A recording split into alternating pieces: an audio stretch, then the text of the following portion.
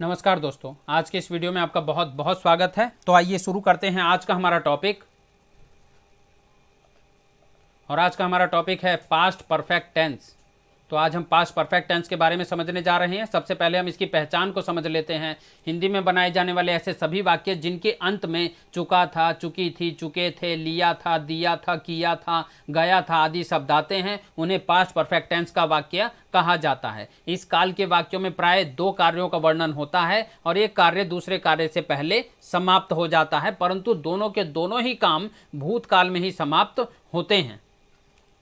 तो सबसे पहले हम पास्ट परफेक्ट टेंस में सिंपल वाक्य बनाएंगे, और यदि वाक्य बहुत ही सिंपल है तो उसकी संरचना कुछ इस प्रकार से कर दी जाती है। जैसे सबसे पहले सब्जेक्ट लगा देंगे, उसके बाद चाहे सब्जेक्ट कुछ भी हो, I, we, you, they, he, she, it, singular noun, plural noun, subject कुछ भी हो, सभी के साथ हमें हैड लगा देना होता है। फिर third form of the verb को लगाना होता है और फिर हमें ऑब्जेक्ट लगा देना होता है। परंतु जैसा इस टेंस की परिभाषा में हमने बताया कि इसमें एक साथ कई बार दो दो कार्यों का वर्णन होता है, इसका मतलब है कि हमें दो दो वर्ब एक साथ वाक्य में देखने के लिए मिल सकती है। उसमें हमें पहचान करनी पड़ेगी कि पहले कौन सा कार्य समाप्त हुआ है और बाद में कौन सा कार्य समाप्त हुआ है। जो कार्य पहले समाप्त होगा उसमें हमें सब्जेक्ट प्लस हैड का इस्तेमाल करना है, और जो कार्य बाद में समाप्त होगा उसमें हमें subject plus second form of the verb का इस्तेमाल करना होता है। तो इस प्रकार से हमें वाक्यों का अनुवाद करते चले जाना है। तो आइए शुरू करते हैं। तुम्हारे आने से पहले मैं घर जा चुका था। I had gone home before you केम। तो आप देखेंगे हमने सब्जेक्ट लगा दिया आई, उसके बाद हैड लगा दिया, उसके बाद हमने third form of the verb जाना की गोन लगा दी, और फिर हमने ऑब्जेक्ट लगा दिया। तो यहाँ पर तो हमारा एक प्रिंसिपल क्लाउज खत्म हो गया, क्योंकि वाक्य दो प्रकार के श्रेणियों में बटेंगे। एक हमारा प्रिंसिपल क्लाउज रहेगा और दूसरा हमारा सबऑर्डिनेट क्लाउज रहेगा। उसको हिंदी में बोला जाता है एक प्रिंसिपल क्लाउज यानी मुख्य उपवाक्य, और दूसरा सबऑर्डिनेट क्लाउज यानी आधारित उपवाक्य बनेगा। तो जिसमें दो दो कार्य एक साथ में किए जा रहे हैं, उसमें वाक्य को हमें दो हिस्सों में बांट लेना होता है। जो पहले काम समाप्त होगा उसमें इस वाक्य की ही तरह हमें third form of the verb का इस्तेमाल कर देना है, और जो कार्य बाद में समाप्त होगा उसमें इस वाक्य की ही तरह हमें second form of the verb का इस्तेमाल करते चले जाना है। तो बाकी के सभी वाक्य इसी नियम के अनुसार ट्रांसलेट किए जाएंगे। तुम्हारे आने से पहले मैं अपना कार्य समाप्त कर लिया था। I had finished my work before you came. पत्र लिखने के बाद शीला स्कूल गई। Sheela went to school after she had written a letter. तुम्हारे आने से पहले पिताजी चले गए थे। Father had gone before you came. Ramesh के आने से पहले रेनू पहुंच गई थी। Renu had reached before Ramesh came. बारिश होने से पहले अध्यापक घर जा चुके थे। The teacher had gone home before it रेन्ड। मेरे समाचार पढ़ने से पहले उसने खाना खा लिया था। He had taken his food before I read the news. तुम्हारे जाने के बाद माताजी आई थी। Mother came after you had gone. खिलाड़ियों के सोने के बाद हमने अपने मित्रों को बुलाया। We called our friends after the players had slept. उसके स्कूल पहुंचने के बाद घंटी बजी। The bell rang after he had reached the school.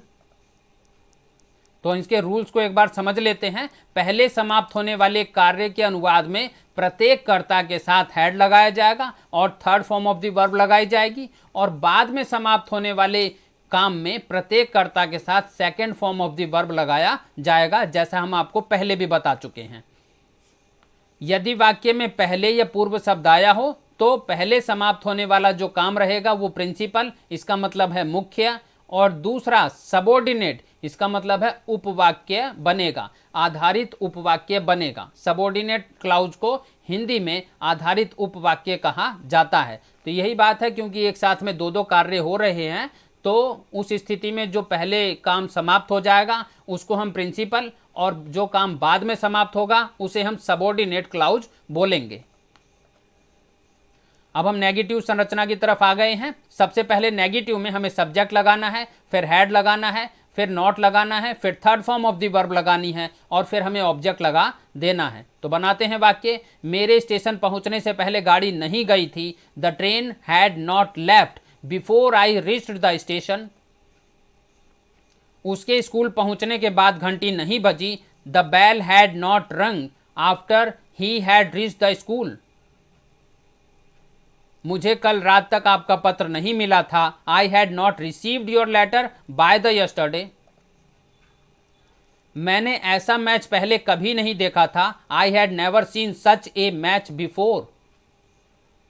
हमारे आने से पहले वह नहीं गई थी। She had not gone before we came. Match से पहले खिलाड़ी वहां नहीं पहुंचे थे। The players had not reached there before the match. माताजी के सोने से पहले हमने अपना पाठ नहीं पढ़ा था। We had not read our lesson before mother slept. उसके खाने के बाद मैंने पुस्तक नहीं पढ़ी। I did not read the book after he had eaten his food. Rules के बारे में एक बार दोबारा से समझ लेते हैं कि जो नेगेटिव संरचना रहेगी वो हमेशा प्रिंसिपल क्लाउज यानी मुख्य उपवाक्य में ही बनेगी। और दूसरी बात, यदि प्रिंसिपल क्लाउज में मुख्य उपवाक्य में third form of the verb का प्रयोग किया गया है तो इसे फर्स्ट फॉर्म में बदलकर इससे पहले डिड नॉट हमें लगाना होता है। पास्ट परफेक्ट टेंस में इंटेरोगेटिव पे हम लोग आ चुके हैं, प्रश्नवाचक वाक्यों को बनाएंगे। बाकी सभी टेंसेस की तरह ही इसमें भी सबसे पहले हेल्पिंग वर्ब का इस्तेमाल किया जाता है। जैसे यहाँ पर हैड है हेल्पिंग वर्ब, तो सभी सब्जेक्ट्स के साथ हमें पहले हेल्पिंग वर्ब को जोड़ देना होता है और उसके बाद हेल्पिंग वर्ब लगाने के बाद में हमें सब्जेक्ट लिखना होता है। फिर third form of the verb हम लगाते हैं और लास्ट में हम ऑब्जेक्ट लगाते हैं। और क्योंकि प्रश्नवाचक वाक्य है तो हमें प्रश्न सूचक चिन्ह यानी क्वेश्चन मार्क भी लगाना होता है। दूसरी बात, अगर कोई WH फैमिली का वर्ड वाक्य के बीच में आता है, कब, क्यों, कहाँ, कैसे, कौन इत्यादि शब्द आते हैं, तो उस स्थिति में उनकी अंग्रेजी सबसे पहले लिख दी जाती है और बाकी क्रम इसी रूप में चलता है। तीसरी बात, क्या शब्द यदि वाक्य के शुरू में आता है तो उसकी अंग्रेजी को नहीं लिखा जाएगा। क्या शब्द यदि वाक्य के बीच में कहीं आता है तो उसकी अंग्रेजी को सबसे पहले लिख दिया जाएगा। यही रूल्स हैं। अब हम आगे बढ़ते हैं। क्या बारिश होने से पहले तुम अपना काम पूरा कर चुके थे? Had you done your work before it रेन्ड। तो अगर आप इस वाक्य को ध्यान से देखें तो क्या वाक्य के शुरू में आया है, इसलिए हमने वट कहीं पर भी नहीं लिखा है पूरे वाक्य में और हैड से शुरुआत कर दी है। और दूसरी बात हम देखेंगे, क्योंकि यहाँ पर एक कार्य पहले समाप्त हुआ है तो आपने काम पूरा कर लिया है पहले, तो वो डन जो वर्ड है वो डू की third form of the verb का हमने इस्तेमाल किया है हैड के साथ में। और जो काम बाद में वाला है, जो बाद में समाप्त हुआ है, वो रेन बारिश होना है, वो उसमें हमने second form of the verb का इस्तेमाल किया है। तो रूल वही सिंपल की तरह ही रहेंगे। जो काम पहले समाप्त होगा उसमें आपने third form of the verb और हैड का इस्तेमाल करना है और जो काम बाद में समाप्त होगा उसमें आपने सब्जेक्ट के साथ में second form of the verb का इस्तेमाल करना है। क्या मेरे आने के बाद वह स्कूल गया था? Did he go to school after I had came. मेरे आने से पहले लड़कों ने काम क्यों नहीं किया था? Why had the boys not done the work before I came. क्या वह यह समाचार पहले ही सुन चुका था? Had he already heard this news. Sita ने सोने से पहले पत्र कब लिखा था? When had Sita written a letter before she slept. क्या पुलिस के आने से पहले डाकू भाग गए थे? Had the dacoits run away before police came. मेरे नहाने से पहले तुम क्यों खाने लगे थे? Why had you started eating before I bathed. Ramu के आने के बाद मोहन कहाँ चला गया था? Where did Mohan go after Ramu had came. क्या तुम्हारे विद्यालय पहुंचने से पहले घंटी नहीं बजी थी? हैड द बेल नॉट रंग before you reach the station. Rules को हम फिर से समझ लेते हैं। क्या शब्द की अंग्रेजी नहीं लगानी यदि वो वाक्य के शुरू में आया है तो, और यदि वो वाक्य के बीच में आएगा तो उसकी अंग्रेजी को आपने सबसे पहले लगा देना है। दूसरी बात, यदि प्रिंसिपल क्लाउज में मुख्य उपवाक्य में had third form of the verb है तो हैड को सबसे पहले लिखना होता है। यदि प्रिंसिपल क्लाउज में वर्ब की सेकंड फॉर्म है तो इसे फर्स्ट फॉर्म में बदल देना होता है और डिड को वाक्य के शुरू में लगा दिया जाएगा। अगला रूल ये कहता है यदि वाक्य में आफ्टर का प्रयोग हुआ है तो डिड को सबसे पहले लगा देना होता है और इंटेरोगेटिव नेगेटिव सेंटेंसेस में यानी प्रश्नवाचक नकारात्मक वाक्यों में कर्ता और मुख्य क्रिया के बीच में नॉट या नेवर भाव के अनुसार लगा दिया जाता है। तो रूल्स तो यही कहते हैं। आगे बढ़ते हैं। यहां पर आकर हमारे पास्ट परफेक्ट टेंस के ग्रामर्स और रूल्स वाली एक्सरसाइजेस समाप्त हो गई हैं और यहां से हम लोग स्पीकिंग और मोर एक्सरसाइजेस को शुरू करेंगे कि पास्ट परफेक्ट टेंस वाले वाक्यों को बोला कैसे जाता है। आइए चलिए उसका अभ्यास करते हैं। राम स्कूल जा चुका था। Ram had gone to school. लड़के मैदान में खेल चुके थे। Boys had played in the ground. मैं स्कूल में पढ़ा चुका था। I had taught in the school. Radha गाना गा चुकी थी। राधा हैड संग ए सॉन्ग। मैं अपना काम कर चुका था। I had done my work. Garima school जा चुकी थी। Garima had gone to school. तुम एक आम खा चुके थे। You had eaten a mango. वे अपना नाश्ता कर चुके थे। They had taken their breakfast. वह किताब खरीद चुका था। He had bought the book. हम उसे रुपए दे चुके थे। We had given him money. Bharat match जीत चुका था। India had von the match. हम उससे मिल चुके थे। We had met him. वह पाठ याद कर चुकी थी। She had learn her lesson. हम गेंद खेल चुके थे। We had played football. मजदूर कुल्हाड़ी से पेड़ काट चुका था। The worker had cut the tree with an axe. लोग सड़कों पर आ चुके थे। People had came on the streets. वह मुझे रुपए नहीं दे चुका था। He had not given me money. आप किताब नहीं खरीद चुके थे। You had not bought the book. शिक्षक अंग्रेजी नहीं पढ़ा चुके थे। The teacher had not taught English. वे फिल्म नहीं देख चुके थे। They had not watch the film. मैं अपना काम नहीं कर चुका था। I had not done my work. Garima school नहीं जा चुकी थी। Garima had not gone to school. तुम एक आम नहीं खा चुके थे। You had not eaten a mango. वे अपना नाश्ता नहीं कर चुके थे। They had not taken their breakfast. Bharat match नहीं जीत चुका था। India had not won the match. हम गेंद नहीं खेल चुके थे। We had not played football. Sarla मेला नहीं जा चुकी थी। Sarla had not gone to fair. माली अपने घर नहीं गया था। The gardener had not gone to his house. क्या तुम स्कूल जा चुके थे? Had you gone to school. क्या प्रिया गाना गा चुकी थी? हैड प्रिया संग ए सॉन्ग। क्या तुम अपना पाठ याद कर चुके थे? Had you learn your lesson. क्या वे किताब लिख चुके थे? Had they written a book. क्या मैं सो चुकी थी? Had I slept. क्या वे खेतों में पेड़ों को पानी दे चुके थे? Had they water the trees in the field. क्या फेरी वाला मोहल्ले से जा चुका था? Had the hawker left the locality. क्या उसने आपको पैसे उधार दिए थे? Had he lent you the money. मेरे जाने से पहले वह सो चुका था। He had slept before I went. मेरे पत्र पढ़ने से पहले पिताजी आ चुके थे। Father had came before I read the letter. तुम्हारे जाने के बाद माताजी ने खाना पकाया। Mother cook the food after you had gone. उसके स्टेशन पहुंचने के बाद गाड़ी आई। The train came after you had reach the station.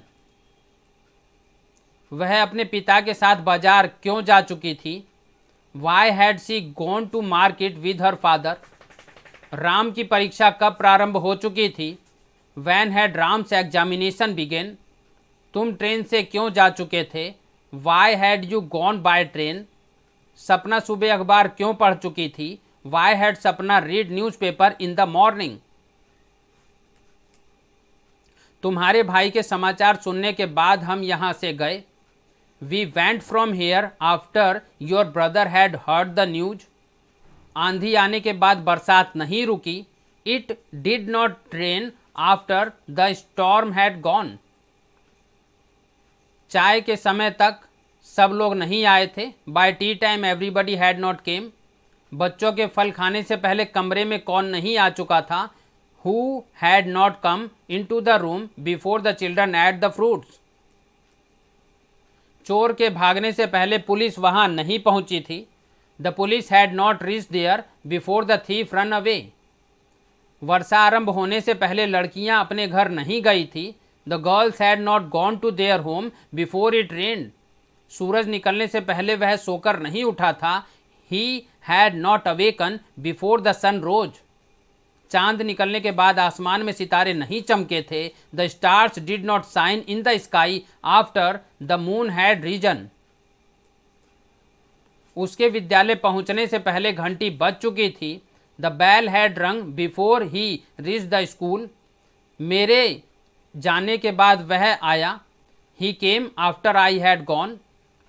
जब मैं वहां पहुंचा पार्टी शुरू हो चुकी थी। When I reach there the party had started. ज्यों ही उसने खाना खाया त्यों ही वह बाहर खेलने चला गया। As soon as he ate the food he had gone outside to play. तुम्हारे पत्र पढ़ने से पहले अध्यापक ने क्या कहा? What had the teacher said before you read the letter. बच्चों के जाने के बाद माली ने किसे बुलाया था? Whom did the gardener called after the children had gone? Doctor के आने के बाद मरीज ने कौन सी दवा ली थी? Which medicine did patient take after the doctor had came? 10 बजे तक वह कहाँ पहुँच चुका था? Where had he reached by 10 o'clock? Rohan पहले ही कौन सी खबर सुन चुका था? Which news had Rohan already heard? इस साल के अंत तक वह कितने रुपए कमा चुका था? How much money had he earned by the end of this year? तुम्हारे जाने के बाद अंकल क्या नहीं खरीद चुके थे? What did uncle not buy before you had gone? चपरासी के घंटी बजाने से पहले प्रधानाचार्य जी ने उसे क्यों नहीं बुला लिया था? Why had the principal not called him before the peon rang the bell? क्या वह गीत गा चुकी थी? Had she sung the song? क्या तुम पत्र लिख चुके थे? Had you written the letter? क्या बच्चे हॉकी खेल चुके थे? Had the children played hockey? क्या आप उन्हें स्कूल भेज चुके थे? Had you sent them to school? तुम्हारे घर पहुंचने से पहले पिताजी कहाँ जा चुके थे? Where had the father gone before he reached the house? उसके वापस आने से पहले तुम क्या लिख चुके थे? What you had written before he returned? दादाजी के अखबार पढ़ने से पहले तुम्हारा मित्र क्यों आया था? Why had your friend came here before the grandfather read the newspaper? उसके जाने के बाद ड्राइवर कार कहाँ ले गया था? Where did driver take the car after he had gone? क्या वह तुम्हारे जाने के बाद कपड़े धो चुका था? Did he wash the clothes after you had gone? क्या पिताजी के जाने से पहले माताजी खाना पका चुकी थी? Had mother cooked the food before father had gone? क्या उसके उठने से पहले उसकी छोटी बहन नहा चुकी थी? Had her younger sister taken a bath before she got up? क्या चोर के भागने से पहले पुलिस उसे पकड़ चुकी थी? Had the police caught him before the thief run? वह गीत कब गा चुकी थी? When had she sung the song? तुम पत्र क्यों लिख चुके थे? Why had you written the letter? बच्चे हॉकी कहाँ खेल चुके थे? Where had the children played hockey? आप उन्हें स्कूल कब भेज चुके थे? When had you sent them to school?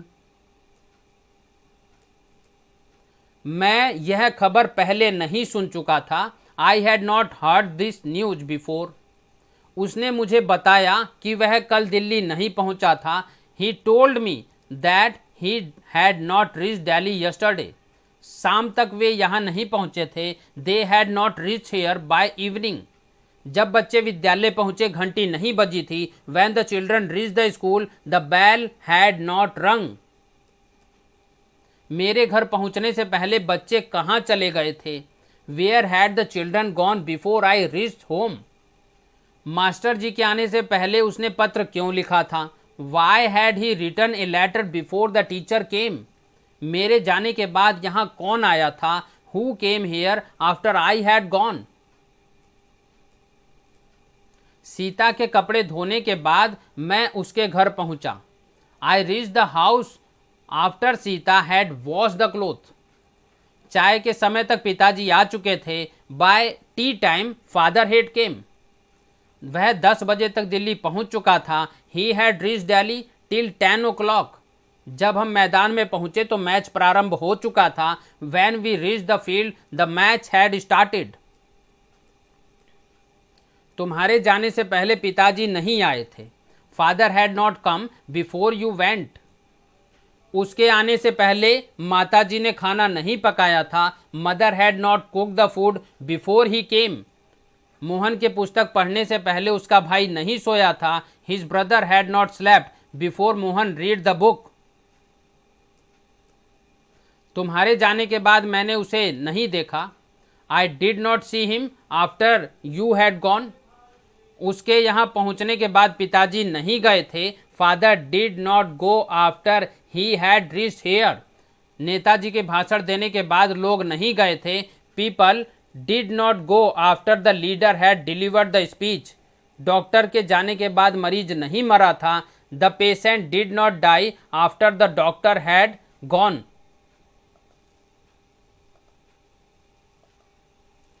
Rohan ने मुझे बताया कि वह परीक्षा उत्तीर्ण कर चुका है। Rohan told me that he had pass the examination. 7 बजे तक मेहमान आ चुके थे। The guest had came by 7 o'clock। वह यह खबर पहले ही सुन चुका था। He had already heard this news. इस महीने के अंत तक वह एक नई कार खरीद चुका था। By the end of this month he had bought a new car. अध्यापक के आने से पहले बच्चे जा चुके थे। The children had gone before the teacher came. पिताजी के जाने के बाद मैंने अखबार पढ़ा। I read the newspaper after the father had gone. उसके जाने के बाद मैंने एक नई घड़ी खरीदी। I bought a new watch after he had gone. सूर्य छिपने के बाद किसान घर आ गए थे। The farmers came to house after the sunset. चोर के भागने से पहले पुलिस आ गई थी। The police had come before the thief ran. तुम्हारे पत्र लिखने से पहले वह आ चुका था। He had came before you wrote a letter. आंधी आने से पहले बरसात हो चुकी थी। It had rained before the storm came. Doctor के आने से पहले मरीज मर चुका था। The patient had died before the doctor came. Ram America में क्यों रह चुका था। Why had Ram lived in America. वह कहाँ जा चुका था। Where had he gone. Mohan ने आपका बैग कहाँ छीन लिया था। Where had Mohan snatch your bag. Meeting के दौरान आपकी महिला मित्र क्यों पहुंच गई थी। Why had your girlfriend reached during the meeting.